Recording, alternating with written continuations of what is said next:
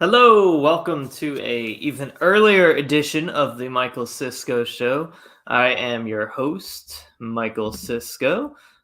Setting up. Oh man, I didn't sign in the Entropy again, so I have to do that.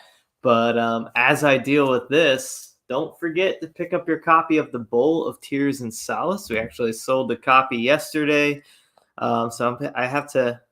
When the show's over, I have to run and fulfill the order. So I do all that myself. We are a 3-person operation.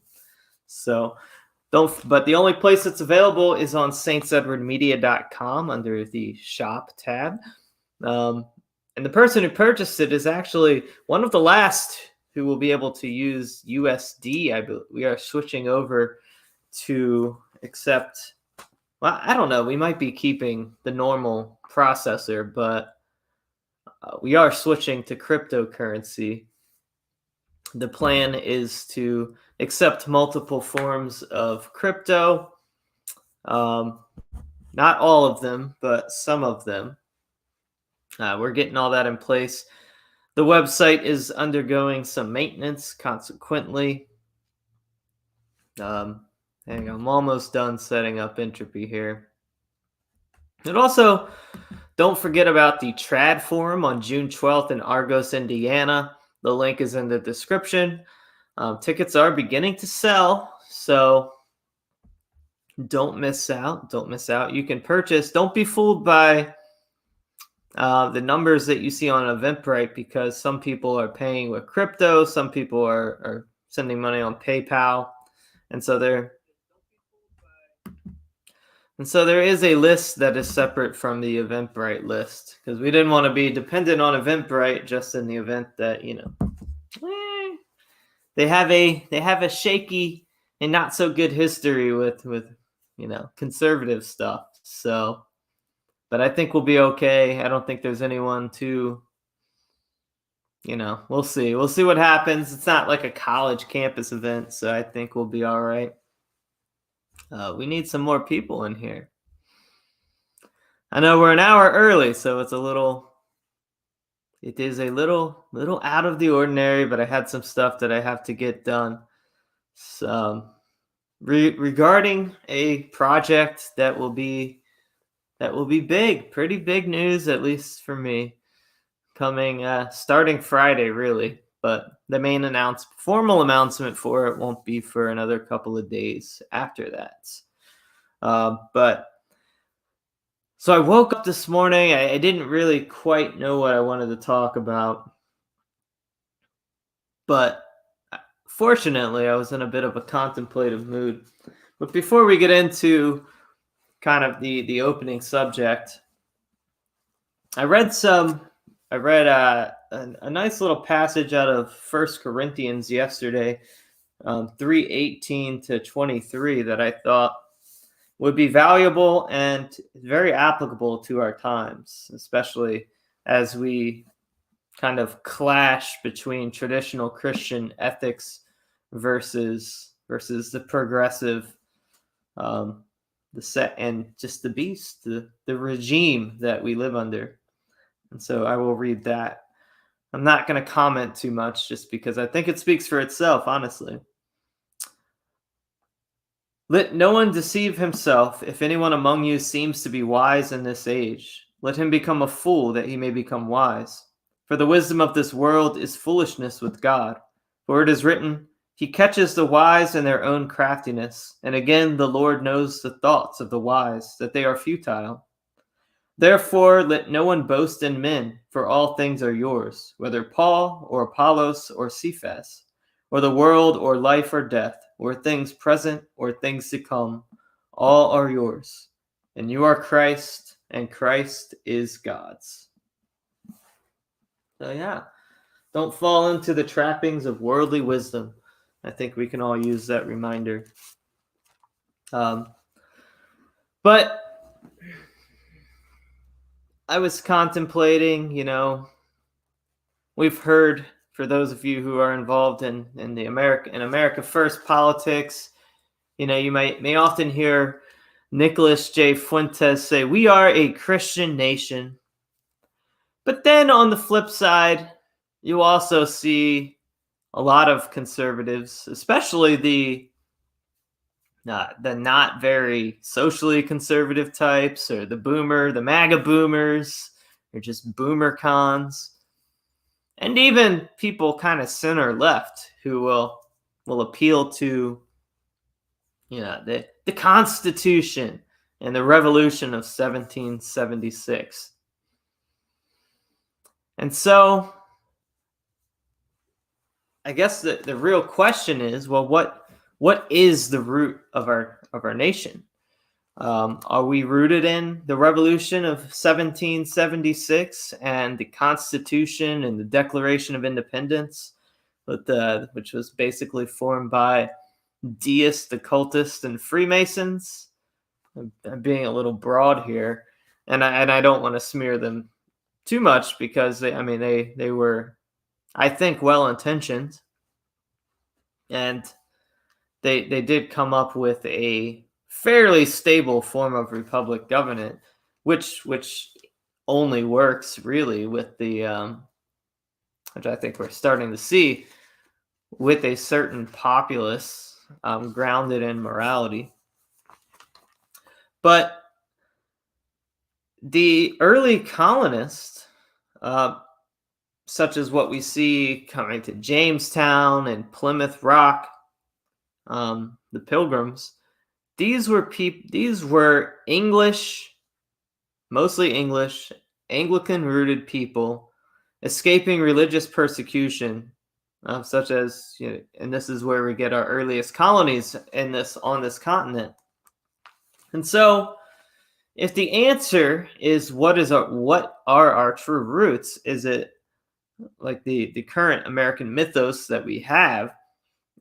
If it's the first, if Americanism, if our nation, well, Pano, we're going to address this.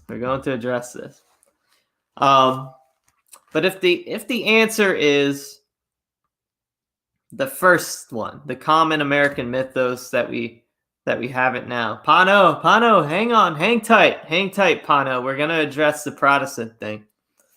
But as I was saying, if the answer is that we are rooted in the founding documents of our current regime and the Constitution and the Revolutionary War, if that's the root of our nation, well, then we are rooted in Enlightenment ideals, the pursuit of happiness, which really meant pleasure, which is not a Christian virtue. This is contrary to Christian fundamentals and Orthodox thought. And that means that our allegiance should be to republicanism and the Constitution, right? But if the answer is the second, if we are a nation founded upon the freedom to live as Christians, a confederation of Anglo-Christian colonies, well then our allegiance should be to Christian principles and the pursuit of salvation, right? And so these things are in conflict with each other, because you can't be rooted in Enlightenment principles and in Christian principles and the pursuit of salvation, because you're either in the pursuit of happiness or you're in pursuit of salvation, and those things are in direct conflict with each other.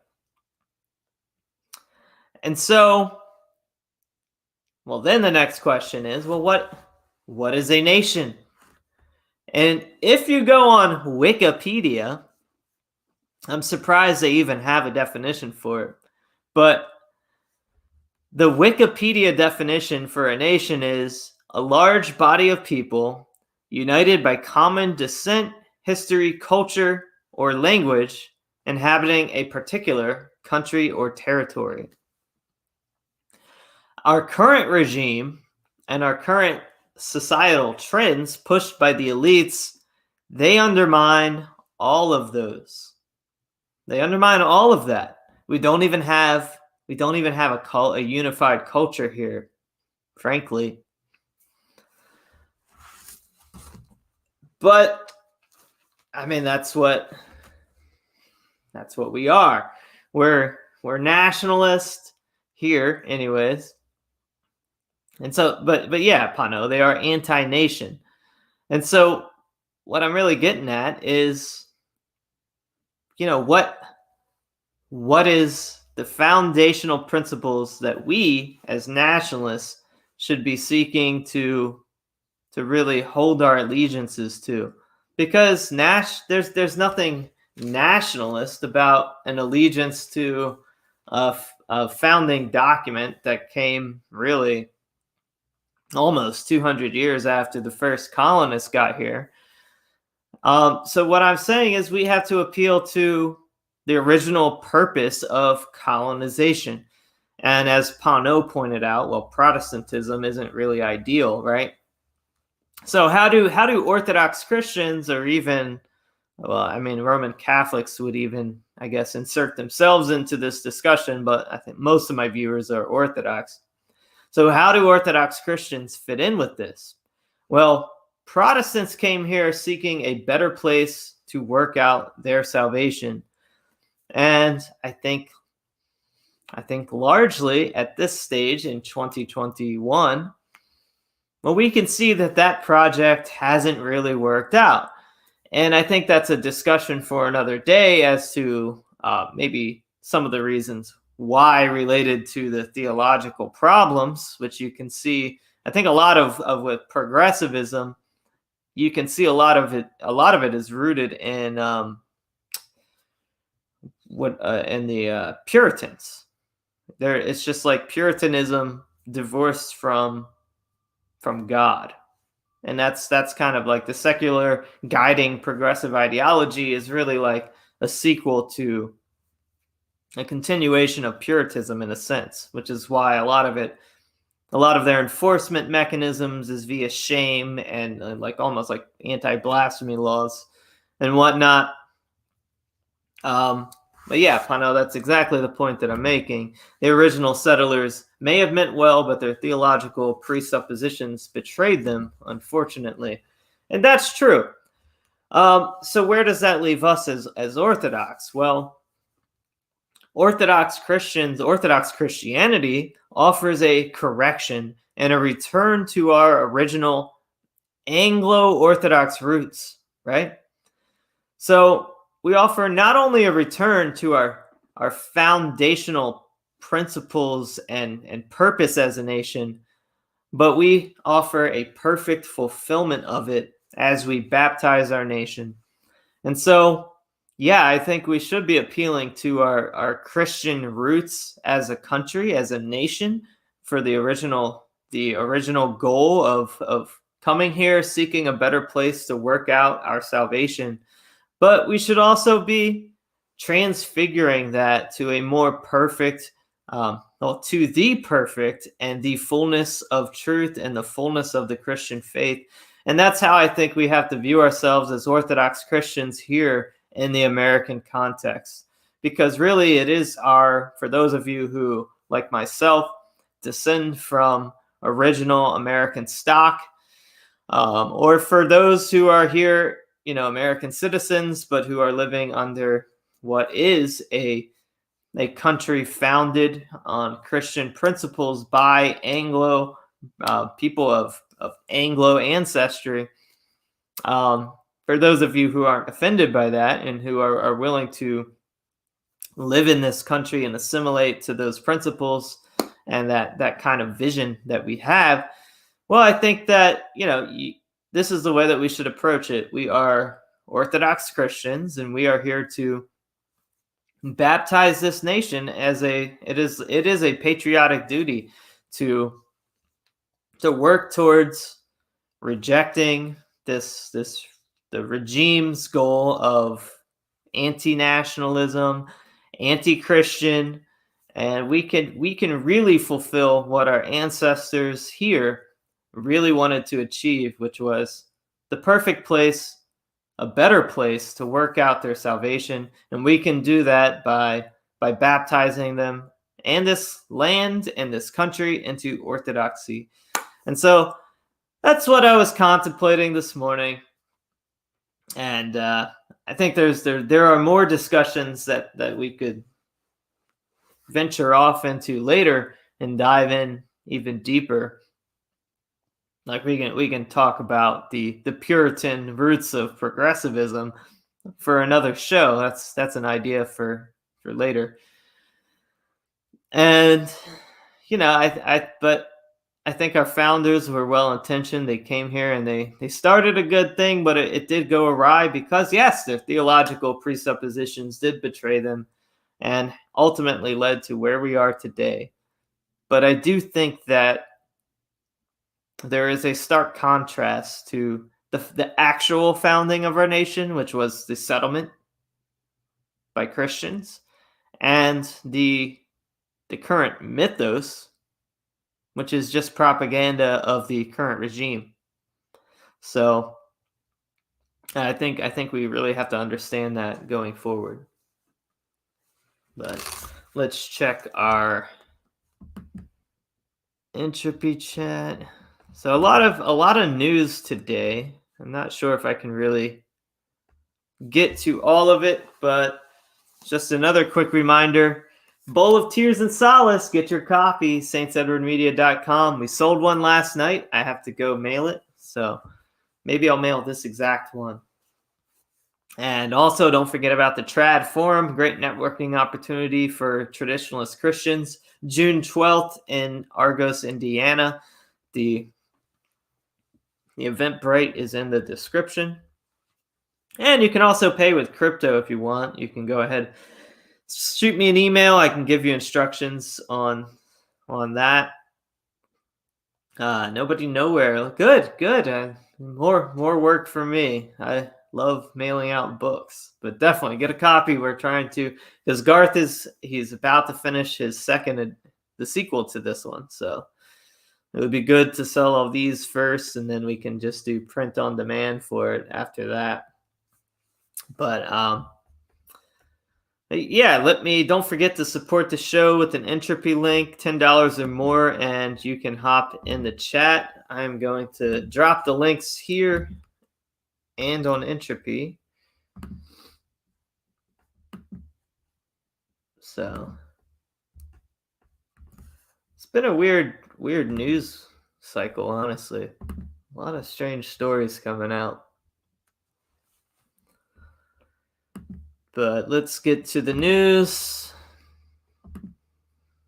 Screen share. This one's not so much a news story, but an opinion piece by Michelle Malkin. I thought it was worth covering. The global trace and track regime on VDARE. She does a syndicate, and I think VDARE just kind of picked up the syndication. The Biden administration's vaccine passport scheme is just a teeny tiny tip of a massive privacy invasion iceberg. A year ago this week, I began chronicling the worldwide weaponization of COVID-19 by big government and big business to trace and track the health data of untold hundreds of millions of human beings. Let's review.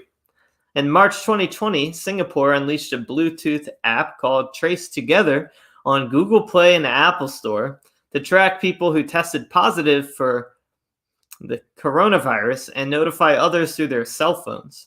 For those who argue that participation is completely voluntary, bear in mind that Singapore functions as a high-tech dictatorship where refusal to comply with stay-at-home orders and refusal to share GPS location data with health bureaucrats are criminal offenses subject to 6-month imprisonment and or a $10,000 fine. The Singapore system was quickly expanded to require users to submit their national ID numbers and passport numbers. A few months later, the government issued wearable tracing tokens with QR codes to all 5.7 million residents in Singapore. Plans are in the works to formally mandate Trace Together enrollment for anyone in cinemas, restaurants, workplaces, schools, and shopping malls. Dozens of states plus countries, including Germany, the UK, and a large swath of Canada, now use COVID-19 exposure notification apps akin to Singapore's that are built on Google and Apple's exposure notification application programming interface. On March 9th, 2020, the Trump administration's U.S. Department of Health and Human Services unveiled new data rules requiring doctors and hospitals to send a core set of medical data directly to third-party apps after a patient has authorized the information exchange. Google, Apple, and Microsoft, all at the forefront of health data mining, sat in on the rulemaking process meetings. The tech oligarchs are in the driver's seat, not the back of the bus. As I've reported in investigative documentaries in this column for years, Google/YouTube is already knee-deep in mental health data mining of adults and children despite repeated privacy violations. They've mined students' emails in violation of the Federal Family and Educational Rights and Privacy Act. They've violated the Federal Children's Online Privacy Protection Act. Google secretly harvested tens of millions of medical records with identifying names, lab results, diagnoses, immunization records, and prescriptions from thousands of hospitals across 21 states through the Project Nightingale, a partnership with Ascension Health System to build a search tool and data analytics using machine learning algorithms. Let's see. A year ago, this month, Google launched Verily, a COVID-19 screening and testing website. California Governor Gavin Newsom forked over $55 million to subsidize Verily contracts with 28 counties. The contracts allow Google Verily to mine and share home addresses and medical information with unnamed contractors and state and federal health authorities, according to Kaiser Health laws. So this is obviously in direct violation of federal HIPAA laws. It's crazy. April 2020, COVID control freak Anthony Fauci mentioned that the feds have begun investigating certificates of immunity for American citizens. So, yeah. Bill de Blasio launched a snitch line. Well, we remember that. That was funny. Wow, and police in Florida, Connecticut, New Jersey deployed drones to enforce social distancing and experiment with fever and facial mask detection. So yeah, this stuff is all crazy out of hand. But yeah, I mean, she kind of closes it out by, and of course, we did discuss the passports, which I got in trouble for, which she mentions here, the New York Excelsior Pass. So, I mean, she seems to think that Americans finally woke up to the reality of this, you know, with the Biden passport plan and the New York verification program known as the Excelsior Pass. And she closes this out by saying these public-private partnerships between tech companies and surveillance states obliterate any meaningful distinction between free market initiatives and government directives. Big tech and big health and big government all work seamlessly to ensure the success of the global trace and track regime. There is no freedom to choose in a climate of collusion and culture of conformity. The conspiracy is, in fact, very real.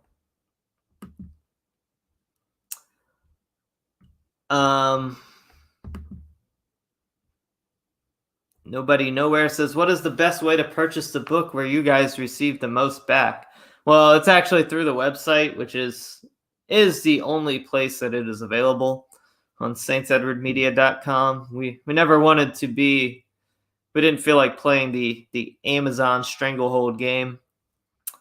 So they take an insane amount off. So yeah, just saintsedwardmedia.com. It's I think $15 plus shipping. It's like 19 something for the book, but it's worth it. It's a good book, and I enjoyed it. I've read it twice, so I'm looking forward to Garf's second edition. Let's go check. Well, not second edition, but the sequel. It's a fun read. Yep, /shop. So And soon we're going to be accepting crypto any day now. So, but however you want to do it. I'm trying to actually switch the company to basically be a crypto-based company, which means really the SEC views they view crypto as like securities, not really a currency. So it's interesting how that's going to work. But yeah, I'm basically trying to kind of fortify the company against, debanking and that sort of thing. So we'll see how that goes. I originally was going to do only BSV, but I think I'm going to accept some other coins as well. So yeah, we'll we shall see.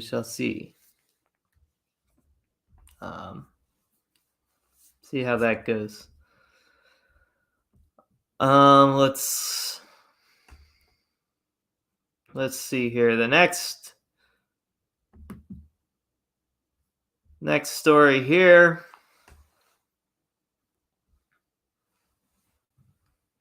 is a national file story, which I shared yesterday. But basically, this guy has an adverse reaction to the Johnson & Johnson vaccine. It's pretty gross. Richard Terrell, 74, of Goochland, Virginia, suffered a painful rash that spread across his entire body, causing his skin to peel off after receiving the Johnson & Johnson COVID-19 vaccine, according to local news. I began to feel a little discomfort in my armpit, and then a few days later, I began to get an itchy rash. And then after that, I began to swell and my skin turned red, Terrell told ABC 8 News. The rash then proceeded to cover his whole body. It all just happened so fast. My skin peeled off, Terrell said. It was stinging, burning, and itching. Whenever I bent my arms or legs, like the inside of my knee, it was very painful where the skin was swollen and was rubbing against itself. When he went to the emergency room, doctors determined that he had experienced an adverse reaction to the COVID-19 vaccine, WRIC reported. We ruled out all the viral infections. We ruled out COVID-19 itself. We made sure that his kidneys and liver was okay. And finally, we came to the conclusion that it was the vaccine that he had received that was the cause. And Dr. Fanu Newton, who noted that if Terrell had not been treated, the condition could have been deadly. Skin is the largest organ in the body, and when it gets inflamed like his was, you can lose a lot of fluids and electrolytes, said Newton. If you look at the risk for adverse reaction for the vaccine, it's really, really low, she said. We haven't seen a great concern at all. I am a big proponent of the vaccine. So, even people and that see something like this, they still have to, we love we are big supporters of the vaccine here on the Michael Sisco show, and we love their country and we love our overlords at YouTube. The Biden regime is in the process of working with corporations to implement vaccine passports in an effort to de facto force Americans into getting experimental mRNA COVID-19 vaccines by restricting the non-vaccinated from engaging in commerce, as the National File earlier reported. According to the Washington Post, the Biden regime and private companies are working to develop a standard way of handling credentials, often referred to as vaccine passports, that would allow Americans to prove they have been vaccinated against the novel coronavirus as businesses try to reopen. So yeah, just go read Revelation 13 again. Apparently I can't expound. I'm just reading the news, YouTube, all right? I'm just reading the news. That's all I'm doing. Just reading the news. I'm being a good boy. I'm being objective. I'm not taking a position. I'm just reading the news. We love YouTube. We love Google. We love your country. and we love globalism. So checking the chats one more time. Nothing doing today, guys. Nothing doing, but that's okay. Book sale helps too, you know. Now here's the story. Another one from National File. Andrew White here. Former Vice President Mike Pence is setting himself up to run for president in 2024 after he violated the Constitution by illegally allowing the certification of fraudulent electoral college votes by following the highly contested 2020 election, signifying a transition of power influenced by the presence of the U.S. military in Washington, D.C. I do want to say, I know my opening monologue, I was appealing to our actual Christian roots as colonists here in the Americas, our ancestors, and contrasting our Christian foundation versus the American ethos and the allegiance to this, to the Republic and the Constitution and our founding documents.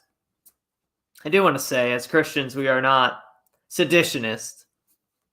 So I do not advocate for sedition by any means. And if we're going to have a constitution, well, it should be followed, right? The rule of law, we should do things in a constitutional manner. And frankly, it is there is a means for amending the Constitution. So we can utilize this towards our own ends of creating symphonia, so to speak. So it's kind of like when you look at Byzantine history, when the Roman Empire, under the Caesars, transitioned into what we would classify now as the Byzantine Empire. It wasn't really a regime change. It was just a transfiguration of the regime. It was ultimately a continuation of the old Roman Empire, but it was a transfigured version. It was baptized. And so I think we could do something similar here. We just have to recognize you can't do that.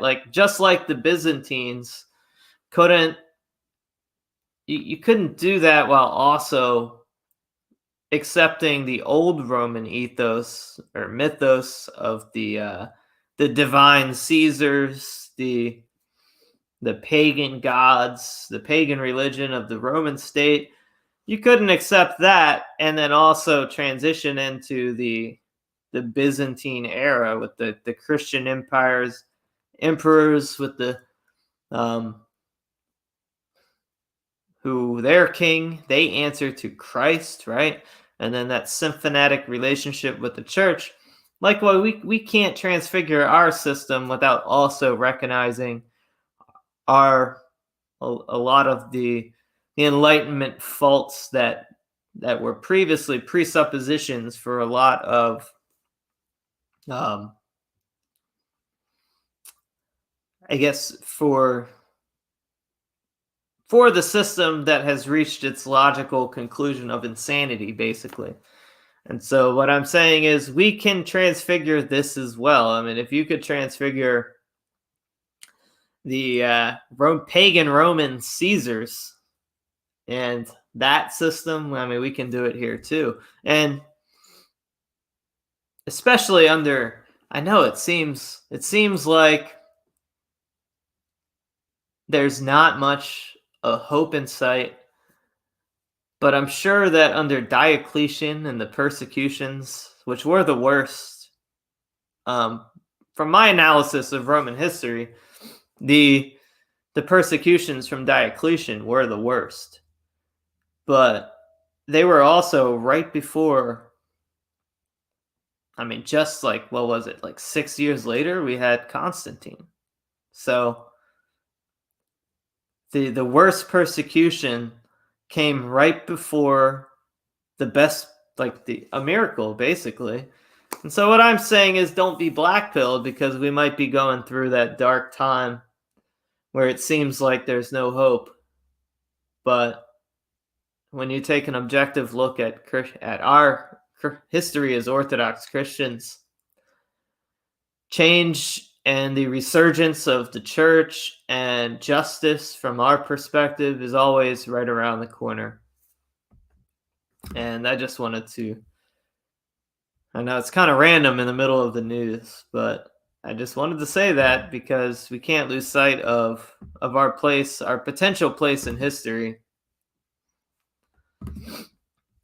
But let's get back to this. So Mike Pence running for president. But ABC Action News reported that Pence is planning to run for president in 2024. The former vice president is steadily re-entering public life as he eyes a potential run for the White House in 2024. They wrote he's writing op-eds, delivering speeches, preparing trips to key primary states, and launching an advocacy group that will likely focus on promoting the Trump administration's accomplishments. Pence appears to be unfazed by recent polls, highlighting the lack of support he has from voters. According to Politico Morning Consult, Republican presidential primary poll released mid-February, 88% of Republican voters said that they would vote for someone else instead. Despite the recent futile establishment efforts to impeach him for a second time, President Trump dominated the poll with 53% of the vote, indicating that he maintains his title as the dominant leader of the Republican Party. A few weeks later, as seen in a CPAC presidential straw poll, Pence received a humiliating 1% support. Perhaps Americans felt betrayed by Pence's failure to uphold his constitutional duty, not just once, but multiple times throughout his tenure as Vice President of the United States. As detailed in a White House memo obtained by National File, it was once Pence's constitutional obligation to reject unlawful Electoral College certificates by the date of December 23rd, 2020. Shortly after National File released this memo, #PenceCard trended to the #1 spot on Twitter as Americans grew eager, waiting for Pence to fulfill his constitutional duty. With Pence having just 4 hours left to follow the law, Donald Trump retweeted the memo to persuade Vice President to stay true to the oath he took when he was sworn in. With the window dwindling down to just minutes before the deadline, the National File attempted to reach out to Pence's team for comment. National File's editor-in-chief, Tom Pappert, managed to get on the phone with Pence's chief of staff, Mark Short, only to be hung up on after 17 seconds. Very rude way to treat Tom Pappert. I met him. He's a great guy. He's very nice. Met him at a National File party, actually. As the December 23 deadline passed, Pence had refused to act. Despite the blatant violation of the founding document, constitutional experts said that Pence had one last chance on January 6th, a date that millions of Americans had high hopes for. You can either go down in history as a patriot, or you can go down in history as a pussy, President Trump reportedly told Pence via a phone call. Who else would say, for all the frustration of that we have with President Trump sometimes and his hiring practices and missing the mark, who else could you imagine just being that epic on the it's just amazing that this man was our president. But and that's exactly how it went. I personally think that Mike Pence has zero viability as a presidential candidate. I just don't see how he could overcome. I mean, that pretty much sums it up in a nutshell, right? Joe Biden, Vice President Pence is going down in history as a pussy. And I'm quoting President Trump here because I'm normally not this crass, but it's funny. It's funny. So I'm having a week. Dropping F-bombs on the one stream.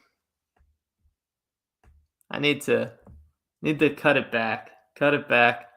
I didn't pre-read this article, so I didn't actually know that that was in here. But, and I'm not quite sure. And I don't even know who would Pence even be appealing to? I know that he was kind of on the ticket for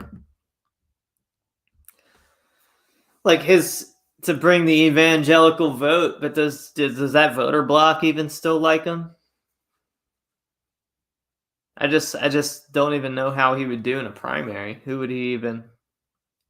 Can you imagine him debating Trump on the debate stage?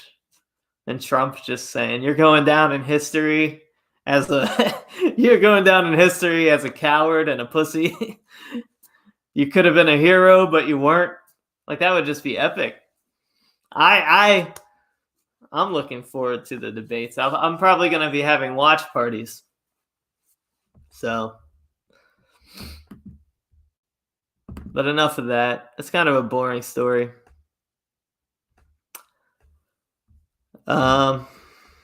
Because Mike Pence is boring. Mike Pence is boring. I don't know have you guys ever heard him give a speech? Like, he's the opposite of Trump. He's a stiff, monotone. He never really ever said anything profound. It was all just like one-liners that were designed to get applause. So I don't know. He's very polished, but too polished. Too polished. We don't want that.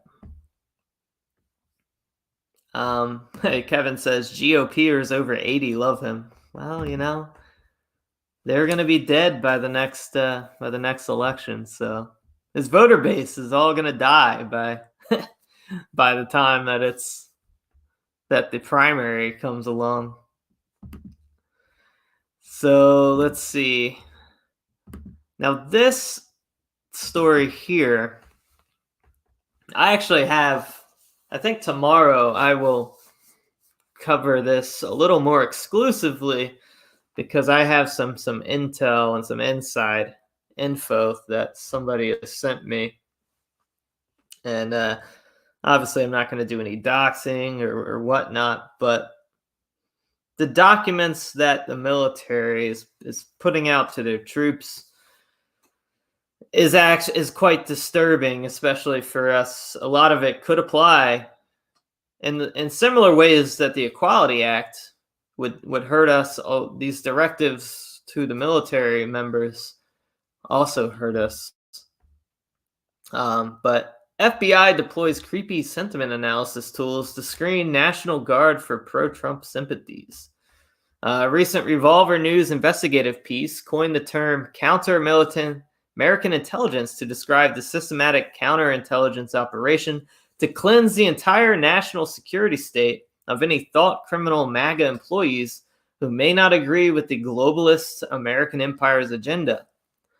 Like clockwork, fresh off the heels of a bill that would deny security clearances to so-called conspiracy theorists, Trump supporters, Senator Duckworth suggested that the DoD monitor the social media habits of its employees for extremist views. Senator Tammy Duckworth of Illinois on Monday suggested that the Pentagon find a way. Okay, we just read that. A bit of research reveals that would-be Commissar Duckworth herself has no clue just how Orwellian the globalist American empire surveillance state has become. Indeed, for quite some time, the FBI has had access to creepy sentiment analysis tools that it is likely using in its revolutionary post-1/6 effort to cleanse the defense sector of any MAGA sympathies. In particular, the FBI uses the powerful Babel Street social media Panopticon software. Such network surveillance tools allow citizens' affiliations with online narratives or subcultures to be quickly assessed and databased at scale. Along with bragging about the high-profile clients they have, like the FBI, the Military Special Operations Command, and the Australian Attorney General Office, they include a list of the exact capabilities, explaining the depths and efficacy of Babel Street's software. They have access to over 25 social media sites, including Facebook, Instagram, and Twitter's Firehose. They can also surveil millions of URLs, including the deep web. It can translate over 200 languages and set up geofences around areas of special interest, and has highly customizable filtering options, including for hashtags, emojis, handles, names, and keywords. And they can filter for credit card and social security numbers. So that's creepy. So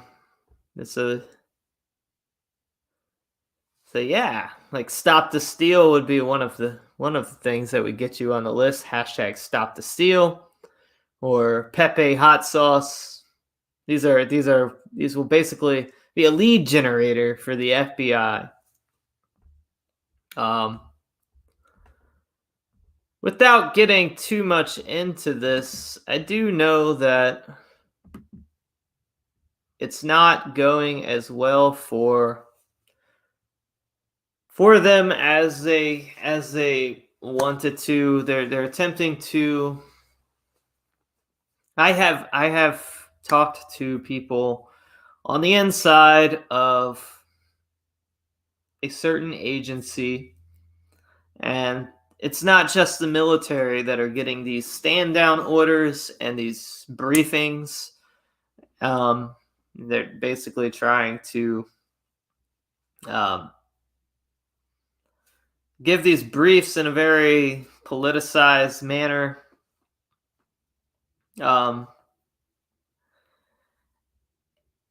But they're getting, from my sources, indicate that on the higher levels, higher than the military, and I don't even want to say agency names because I don't want to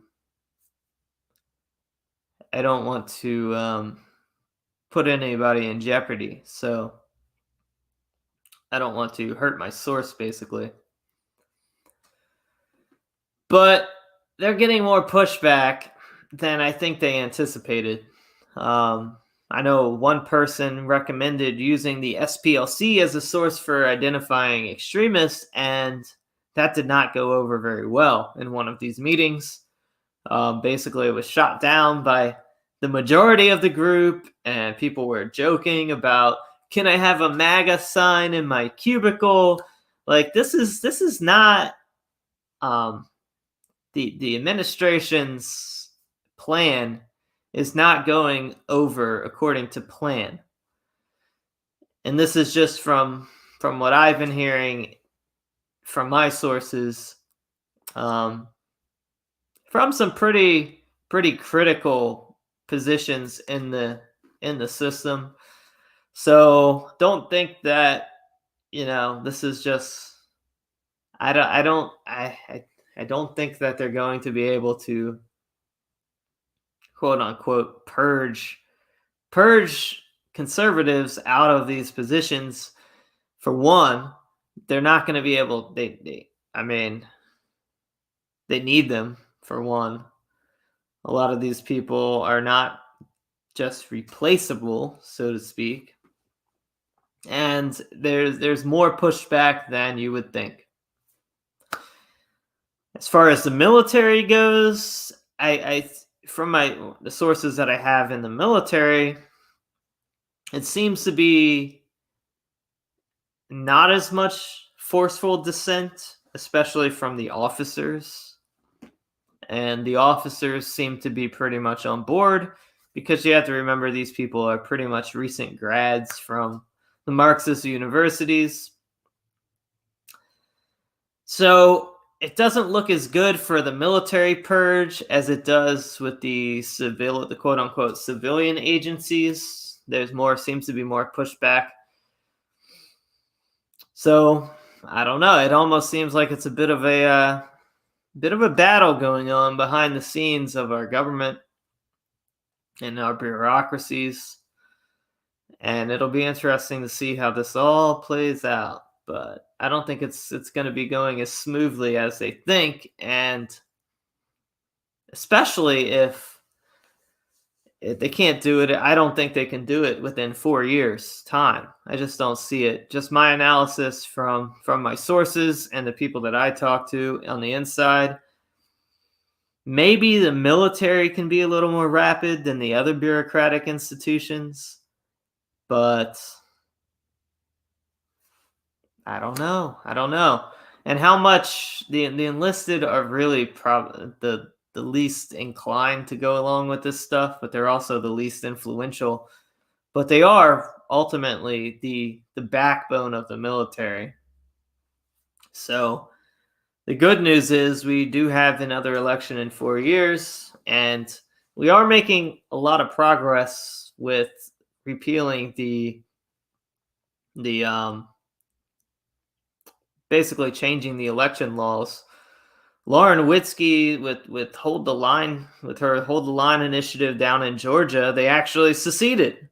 And so we're unlikely to see any, at least election changing results level of fraud in Georgia like we did this last time. So like, I think she was on InfoWars the other day. She said, "Hey, look, I can't reverse what happened in the 2020 election, but I can prevent it from happening again."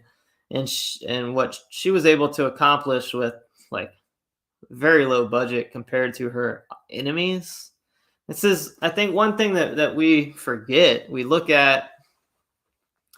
get intimidated by our opposition's money and resources, right?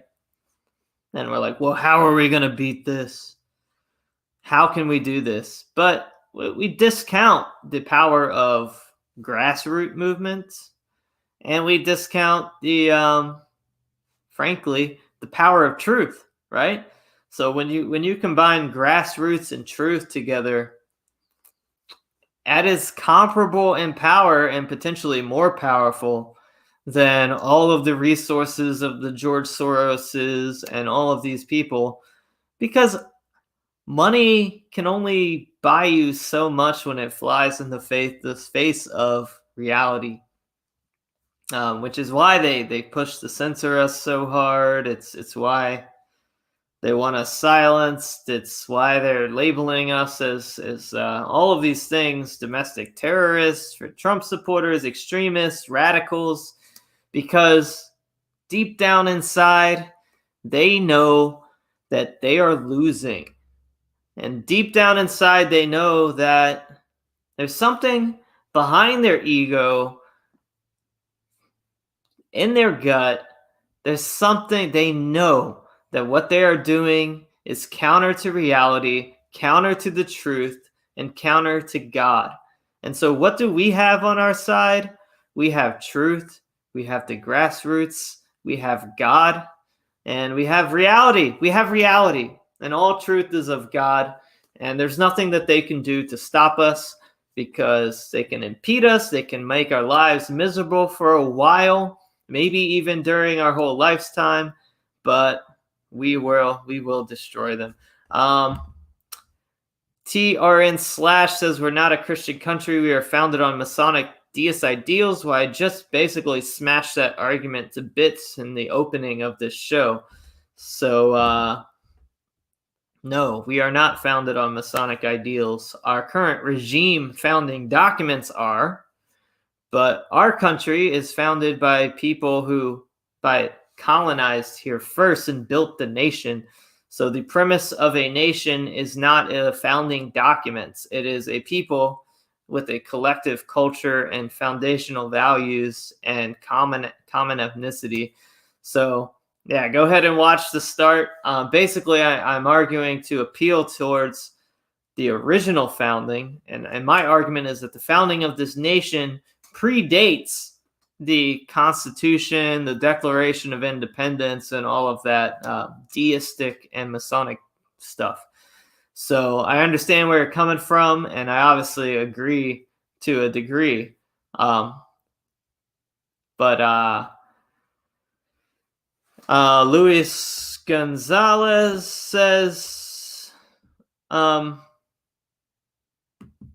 this mean Protestantism is based? Well, Pano was here for the whole thing. Yeah, we hearken to the ideals of the people, not their bad theology. Baptize their ideals with orthodoxy. Pano doing all the work for me. I love it. I love it.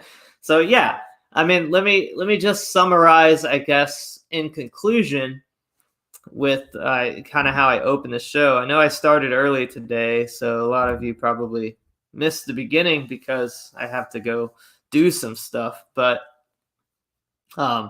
yeah, we're either. I addressed that too, bro.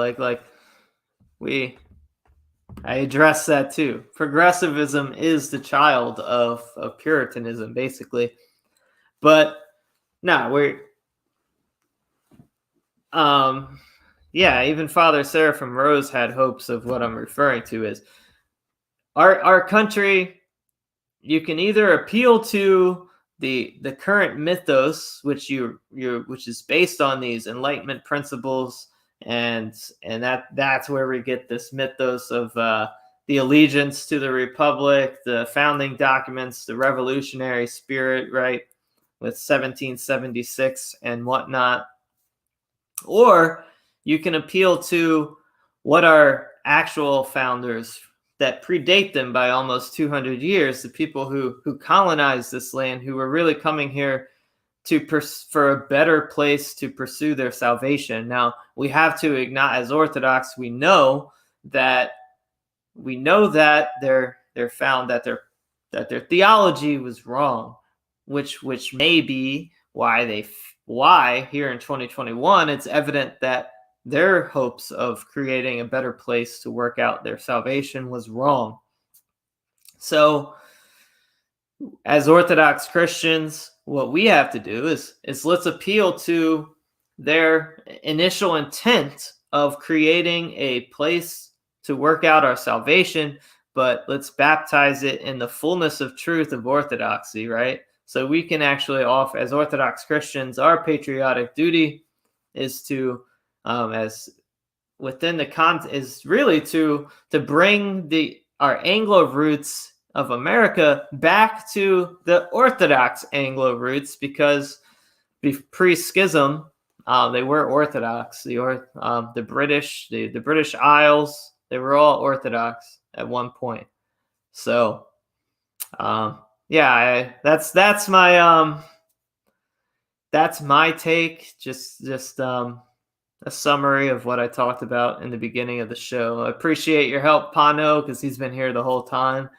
But yeah, I don't like saying, responding to, we're not a Christian nation, because when you really account for what is a nation, well, a nation isn't built on an idea that comes out of the Enlightenment, which is what really was the driving force behind the Declaration of Independence and all of that stuff, right?